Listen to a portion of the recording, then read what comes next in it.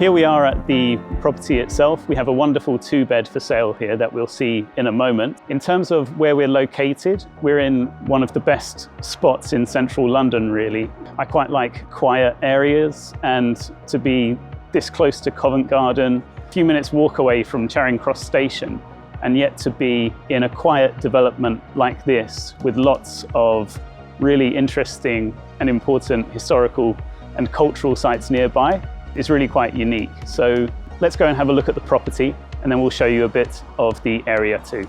Here we are inside the property, and as you can see, if you look behind me, you've got this beautiful neo-Gothic building that's currently in use as a library for King's College London. The property itself is around 85 square meters. You have 2 bedrooms just parallel to each other, and you've got 6 miniature balconies that go around the edge of the property, and all of them face this wonderful building behind me. And if you live here, you'll be in great company.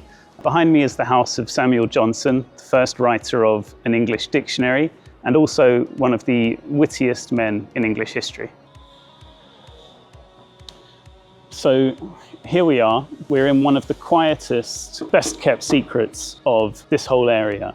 Just behind me, we have Temple Church, which was built in the medieval period by the Knights Templar. This kind of labyrinthine area just around it is one of the quietest spots you can go for a walk in central London. And while we're here, it's impossible for me not to mention and point out these beautiful trees behind me, and I will simply let you have a look at it for yourself.